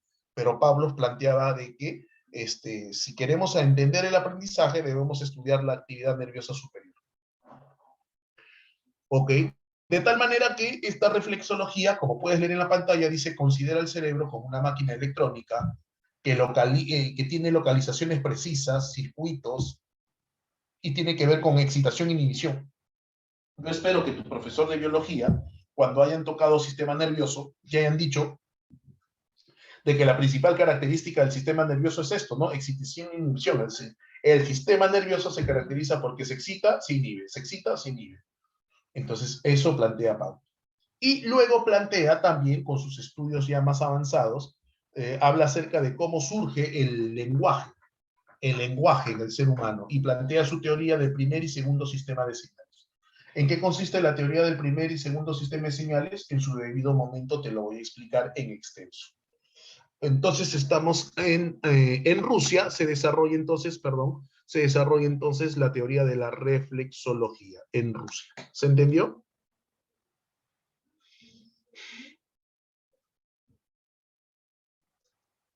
Hello, how are you? Listo, ok, gracias Dana. Regresamos a los Estados Unidos. Recuerda que iniciamos este viaje en Alemania con el estructuralismo. Nos fuimos a los Estados Unidos con el funcionalismo. De ahí viajamos a Viena con el psicoanálisis. De ahí nos pasamos a Rusia con la reflexología. Y ahora regresamos a los Estados Unidos al conductismo. Resulta que, su nombre lo dice, esta corriente psicológica, conductismo, ¿qué le interesa? ¿Qué le preocupa? La conducta. ¿Ok? ¿Y qué característica tiene la conducta? La conducta es observable, medible. ¿Ok? Lo que es conductual se puede observar, se puede medir. Listo. Pero hay que decir lo siguiente. En primer lugar, que el máximo representante de esta corriente conductista es el reconocido psicólogo, aquí ya podemos hablar de psicólogo, este señor Watson, John Watson, sí es psicólogo, pero es súper criticado, súper resistido por la comunidad científica. ¿Por qué, profesor? Te voy a explicar. Watson tiene una fuerte influencia de la teoría planteada por Pavlov. Watson es un tipo muy científico, muy apegado a la ciencia. Entonces, para él, la psicología debe ser observable, medible, experimentable. ¿Tú puedes hacer experimentos con el inconsciente de Freud? No, no se puede hacer experimentos con eso. ¿Se puede hacer experimentos con lo que plantea el estructuralismo, la estructura? Ni siquiera sabemos cómo está estructurada la mente. Tampoco. Pero sí se puede experimentar con lo que plantea el funcionalismo, porque el funcionalismo ya hablaba de cómo es que la mente influye en la conducta. Pavlov lo llega a demostrar mucho más aún todavía, porque los experimentos de Pavlov fueron eso, experimentos científicos. El perro, se observa cómo se condiciona el perro para que aprenda a salivar cuando escucha el sonido de una campana. Eso es un experimento. Entonces Watson dice, este es el bravo. Pavlov es el bravo. Pavlov es el que entiende y comprende cómo funciona la psicología. Pero ¿cuál es la crítica del conductismo a la reflexología? O en todo caso, ¿cuál es la diferencia? ¿Qué lo separa? ¿Qué lo desmarca de la reflexología? Y por lo cual se le termina criticando a Watson. Que Watson va a aplicar los principios que desarrolló Pavlov en animales, lo aplica en seres humanos. Lo aplica en seres humanos. Y justamente hay un experimento muy famoso conocido con el nombre de el experimento del niño Albert, ok, un niño de 11 meses de nacido, con el cual experimentó el señor Watson, ¿no? Y por eso te decía que es súper criticado. Recibe influencia de la filosofía, influencia de las teorías evolucionistas y de la fisiología rusa, como te acabo de explicar. Influencia de la filosofía, el positivismo. El positivismo, y aquí tú recuerdas al filósofo francés Augusto Comte, plantea, dicho sea de paso, Augusto Comte dice que la psicología no es ciencia, pero Watson entiende y comprende que es interesante esta postura porque el positivismo plantea que lo único que va a sacar adelante, va a permitir la evolución de una sociedad es la ciencia. Y para Watson la psicología es ciencia. Del empirismo, que todo tiene que ser observable, medible, el tema de la asociación de estímulos, esa es la influencia del empirismo.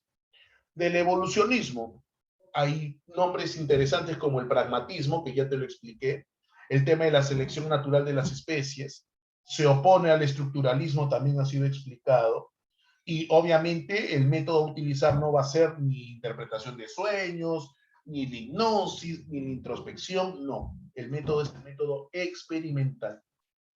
Y de la fisiología rusa, como te digo, ¿no? Los estudios de Pavlov que se resumen en esa fórmula, estímulo-respuesta, la asociación de estímulos, el hecho de estudiar hechos fenoménicos, observables, verificables, contrastables, y sobre todo, lo que plantea Pavlov es el aprendizaje por condicionamiento clásico. La diferencia, o en todo caso, lo que separa a Pablo o a Watson de Pavlov, es que mientras que Pavlov aplica el condicionamiento clásico, la teoría de los reflejos condicionados para explicar el aprendizaje, lo aplica en animales, en el perro. Watson se atrevió a aplicarlo en seres humanos. Insisto, repito, por lo cual fue duramente criticado. Regresamos a Alemania y aparece esta corriente que te decía yo, también va a criticar a quién, ¿ok? ¿A quién critica la Gestalt? Al estructuralismo, ¿ok? La Gestalt critica al estructuralismo. Esos dos conceptos son importantes, pero para entender un poquito más al estructuralismo, te invito a ver el siguiente video.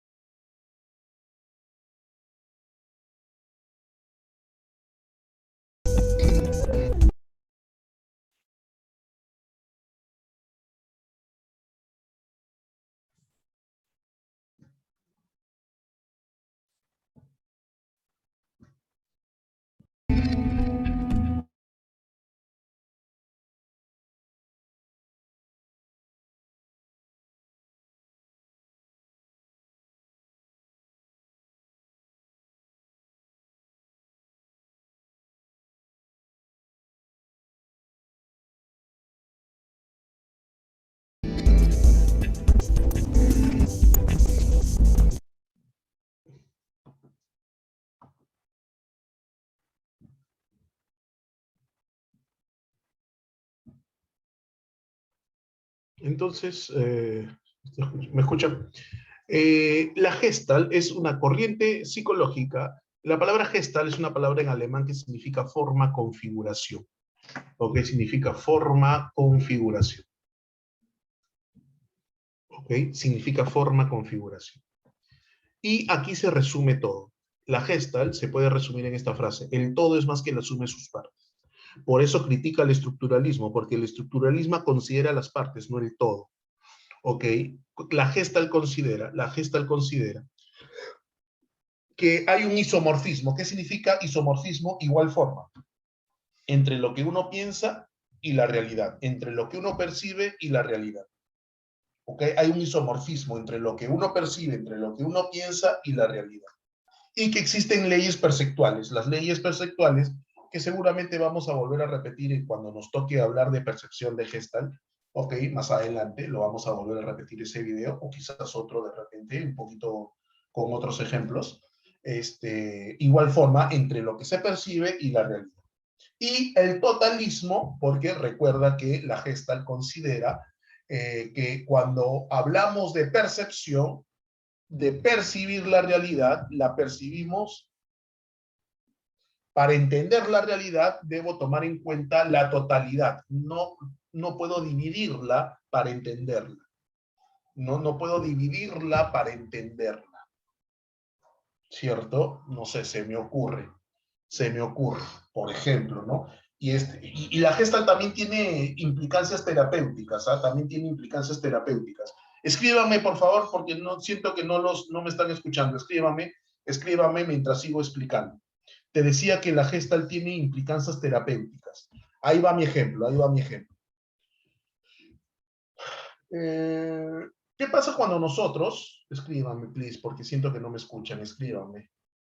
Ah, ya, chévere, gracias, Dana, gracias. ¿Qué pasa cuando nosotros nos dice que acaba de fallecer el papá de tal persona, una persona que tú conoces? O en todo caso, no es que sea tu amiga, pero la conoces así de vista en tu bar. O ha fallecido el papá de fulanito. Se me ocurre, ¿no? Se me ocurre. Ya. Y vamos a suponer que no es pandemia, no es nada, entonces te acercas al velorio. ¿Cierto? Te acercas al velorio. ¿Qué esperarías tú ver de ese chico? Acaban de decir que falleció su papá. ¿Qué esperarías tú?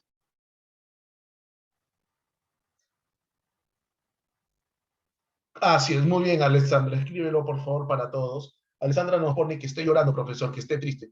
Pero te das con la sorpresa de que cuando llegas, al tipo lo ves tranquilo, hasta riendo. ¿No? Hasta riendo. Y de repente por ahí escuchas una conversación donde él dice, y era hora que se haya muerto, está bien que se haya muerto. Dice eso, él dice, sale de su boca, está bien que se haya muerto de una vez ya. Dice eso, ¿no? La pregunta es, ¿qué pensarías tú?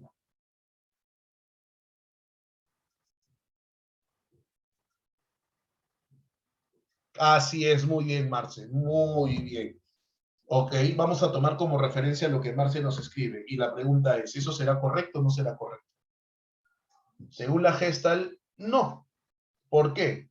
Porque para entender y comprender por qué esta persona actúa o reacciona de esa manera, no hay que analizar solamente un aspecto de su vida, en este caso el hecho de que esta persona, su padre, haya fallecido. Porque, no sé, se me ocurre, y disculpa si soy crudo, ¿eh? Disculpa si soy crudo con el ejemplo, pero resulta que el padre era abusador, el padre abusó sexualmente de él, el padre explotaba laboralmente, el padre era un maldito, era un maldito.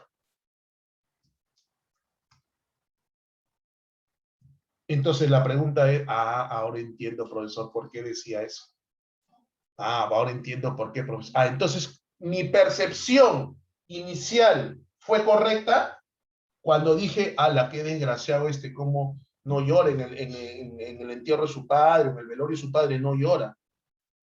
No fue correcta. Cuando yo veo el todo, mi percepción es la más correcta, es la que se asemeja más a la realidad. Por eso, ¿ok? Para que haya isomorfismo, debe haber totalismo. Es decir, una evaluación de la realidad en su conjunto. ¿Me entendiste eso?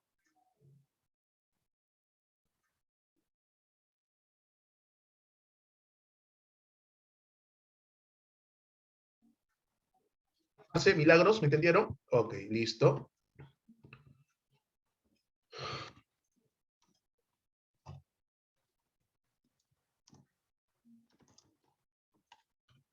Me avisan, por favor, me avisan. La señal me manda inestabilidad. Me avisan si me escuchan. Ya, listo. Gracias, Lucero. Siguiente corriente psicológica. La psicología soviética. Profe, ¿otra vez Pavlov? No. Rusa sí, soviética. En este caso soviética. Y aquí vamos a hablar de Lev Vygotsky. Lev Vygotsky. Esto se conoce como el constructivismo endógeno. Escúchame bien, ¿eh? Esto se conoce como el constructivismo endógeno. La palabra constructivismo viene de construcción, ¿no? Una construcción. Muy bien, la construcción de los procesos mentales endógeno. ¿Qué significa endógeno? Interno. Interno. Este señor Vygotsky, ok, perdón, exógeno, no es endógeno, exógeno, mil disculpas. Es constructivismo exógeno. Este señor Vygotsky considera que tu conciencia, psíquicos, tus pensamientos, ok, se forman gracias a la intervención del contexto social. Esta, hay que decir también que tiene una fuerte influencia marxista. Esta corriente psicológica soviética tiene una fuerte influencia marxista. Entonces, nuestra forma de pensar, según esta corriente psicológica, está constituida, ok, por la influencia del entorno de nuestras relaciones sociales. Y así es así que él desarrolla los conceptos de zona de desarrollo real, zona de desarrollo potencial y zona de desarrollo próximo. Bajo este enfoque hay una palabra muy importante. ¿Cuál, profesor? Estimulación. Hoy en día se habla mucho de la estimulación temprana. ¿Y por qué es importante la estimulación temprana? Claro, o sea, no hay que esperar a que el niño tenga cierta edad para poder empezar a enseñarle cosas. Si lo estimulamos adecuadamente, puede desarrollar anticipadamente algunos conocimientos. Entonces, de esto se trata la teoría soviética de Lev Vygotsky, el constructivismo exógeno. Si un niño, y cuando hablamos de estimulación, estimulación en todo aspecto, puede ser estimulación a través de la nutrición, una buena nutrición también, pero importante también es la estimulación social. Si a un niño, por ejemplo, ¿no? Muchos padres de familia se quejan, ay, mi hijito todavía no habla, tiene 3 años y no habla, y si habla, habla como chiquito todavía. Pero el chiquito cuando habla, papito, papito, pichupita, papito, pichupita. Y entonces el papá se queja, ¿por qué habla así mi hijo? ¿Cierto? Y efectivamente, ¿por qué crees tú que el niño hable así? Porque su entorno habla así. La recomendación ahí es, oye, háblale bien al niño, para que el niño se estimule adecuadamente. Se estimule adecuadamente, entonces su zona de... Porque hay niños que tienen 1 año, 2 años y hablan bien, hablan clarito, porque el padre le habla claro, porque su entorno, la mamá, el papá o los abuelos que viven con él, no le están hablando, no le están diciendo, ay, bebito, ¿qué quiere mi bebito? ¿Qué quiere mi pechuchito? No, le hablan así, a ver, hijito, ¿qué deseas? ¿Sopa? A ver, dilo tú, sopa. Muy bien. ¿Quieres ir al baño? ¿Ok? ¿Quieres orinar? Pichi, pichi. No, orinar. Orinar, papá, quiero orinar. Ah, ya, muy bien. Listo. Entonces, la estimulación es distinta. Entonces, cuando hay una adecuada estimulación, entiendas entonces a nivel escolar que esto es recontra importante, ¿no? Potenciar ese desarrollo próximo, potenciar, achicar esa zona de desarrollo potencial. Tu zona de desarrollo real es lo que eres ahorita, cómo estás produciendo ahorita. Ponte como ejemplo tú, ponte como ejemplo tú. Tu zona de desarrollo real es los 800 o 900 puntos que sacas en tus simulacros. Esa es tu zona de desarrollo real. Pero tienes potencial para desarrollarlo, para llegar a esa zona de desarrollo próximo. Tu zona de desarrollo próximo es de repente los 1800, los 1900 puntos que podrías llegar a sacar en un examen de admisión. Pero lo real es que ahorita estás en 800, 700 puntos. Si no hay una adecuada estimulación, potencialización de tus capacidades, te quedarás en esa zona real y no llegarás a esa zona de desarrollo próximo. Vygotsky dice que una adecuada del entorno social y todos los aspectos moral, cognitivo, académico, va a permitir el desarrollo de estas capacidades cognitivas. ¿Me entendiste a Vygotsky? Listo. La psicología humanista, conocido también como la tercera fuerza. ¿Por qué tercera fuerza, profesor?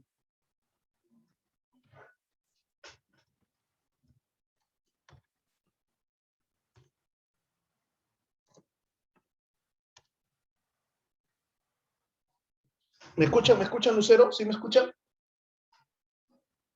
Sí. Listo. ¿Por qué se llama la tercera fuerza? Porque las dos corrientes que dominaban el mundo de la psicología eran, uno, el psicoanálisis, las dos corrientes más poderosas eran el psicoanálisis y el conductismo. Y la psicología humanista surge como una tercera postura que no está de acuerdo ni con el psicoanálisis ni con el conductismo. ¿Por qué? Porque el psicoanálisis se concentra en algo que no sabemos si existe, el inconsciente. Y el conductismo se concentra en el control y la manipulación de conductas. ¿De qué nos estamos olvidando? Del ser humano como persona.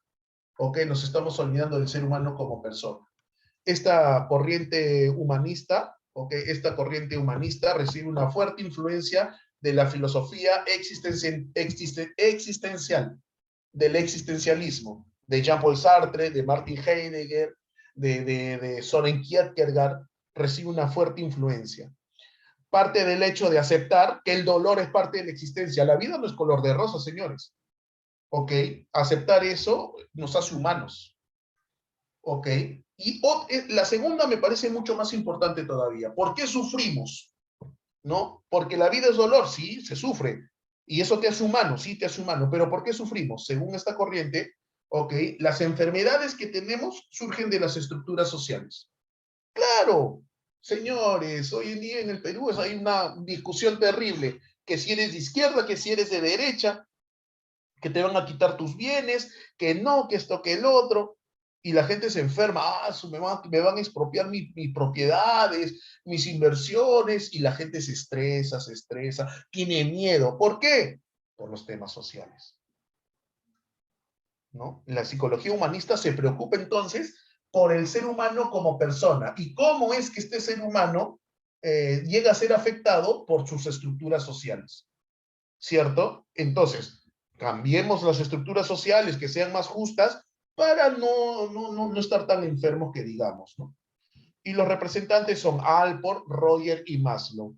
El más importante o el más reconocido, de todas maneras, es Maslow, ¿no? Con su teoría de la pirámide de necesidades. La teoría de la pirámide de necesidades, ¿no? Interesante la psicología humanista, muchachos, porque por primera vez una corriente psicológica se preocupa en el ser humano, en la persona como ser humano. No se preocupa por su consciente, por su mente, por su cerebro, por su conciencia, no, sino integral, el ser humano que piensa, que siente, que se estresa. Eso le interesa a la psicología humanista. Por eso el nombre humanista, pues, ¿no? Por eso el nombre humanista. A esta psicología cognitiva también se le conoce con el nombre de constructivismo, ahora sí, endógeno. Y el máximo representante es Jean Piaget. Entonces tú vas a encontrar que Vygotsky y Piaget ambos son constructivistas, pero uno es exógeno, Vygotsky, y Piaget es endógeno, porque la formación de las estructuras mentales para Vygotsky depende de las relaciones sociales, pero la construcción de los esquemas mentales para Piaget ya está determinado genéticamente. Ya está determinado genéticamente, está programado, determinado. Es por eso que Piaget habla de las etapas o estadios del desarrollo del pensamiento: sensorio motriz, preoperacional, operatorio concreto y operatorio formal. Ya está determinado. Todas las personas pasan sí o sí a cierta edad por cada una de esos estadios. Vygotsky no piensa lo mismo. Vygotsky no piensa lo mismo. Ok, entonces nosotros ya nacemos con una estructura cerebral mental de nacimiento, ok, pero a los 2 años, a los 3 años yo no puedo entender, por ejemplo, que a al cuadrado más b al cuadrado es igual a el primero al cuadrado más el doble del primero por el segundo más el segundo al cuadrado, productos notables. Ah, ¿por qué no? Porque según Piaget tus estructuras mentales todavía no están maduras, tu cerebro todavía no está madura como para procesar esa información. Entonces vamos a pasar por ciertas etapas, ¿ok? Que me van a permitir que mis estructuras mentales puedan procesar información cada vez más compleja para lograr así, ¿qué cosa? Una adecuada adaptación al entorno. ¿Ok? Pero, recuerda, se llama constructivismo endógeno porque es la formación de esas estructuras mentales depende de nuestra programación genética. Ya está programado. En Vygotsky no. Vygotsky dice que la formación de esos esquemas mentales, ok, no necesariamente, o sea, hay una programación genética, lo que tú quieras, pero influye mucho más las interrelaciones sociales. Neopsicoanálisis. Neopsicoanálisis. ¿Ok? Y en el neopsicoanálisis es la renovación de las ideas, nuevas ideas psicoanalíticas. Aquí vamos a encontrar personajes como Adler, Horney, Jung. Y la principal crítica, y es algo que no mencioné y debí mencionarlo cuando hablé de Freud, que para Freud todo tiene, el inconsciente tiene un sustento sexual. Para Freud todo tiene un contenido sexual sí o sí. O sea, esas neurosis, esas histerias tienen un trasfondo sexual. Ya en su debido momento voy a ampliar el concepto. Para los neopsicoanalistas Jung, Adler, Horney, que son discípulos de Freud, sobre todo Jung, ¿no? Jung es considerado el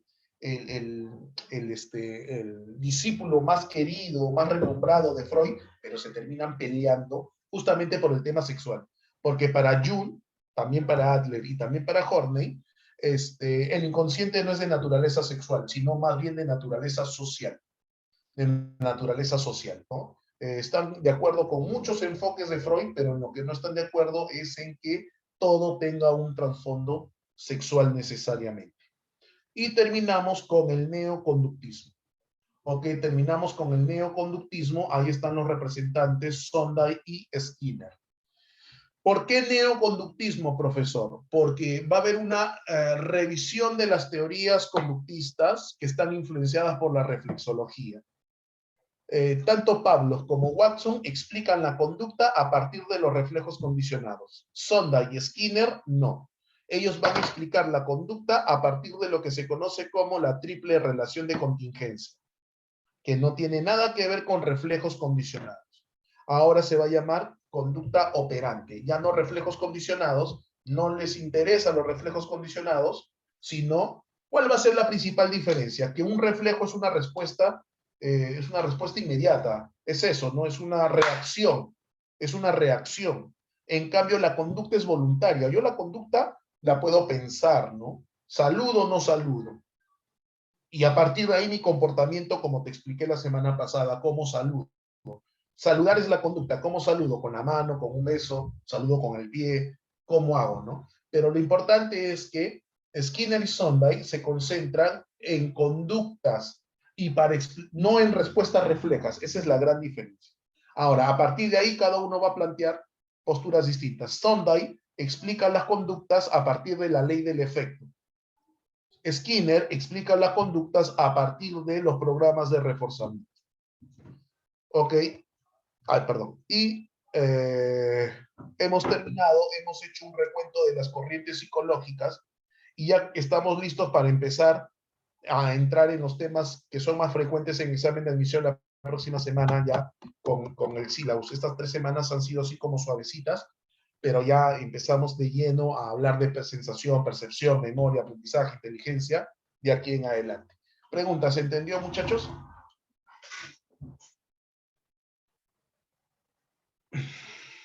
Sí, ok, Milagros. Un gusto haber estado con ustedes esta tarde. Gracias, Dana, muchas gracias. Sin más que decir, me despido de ustedes por hoy y nos reencontramos el martes de la próxima semana. Que tengan bonita tarde. Cuídense. Hasta luego.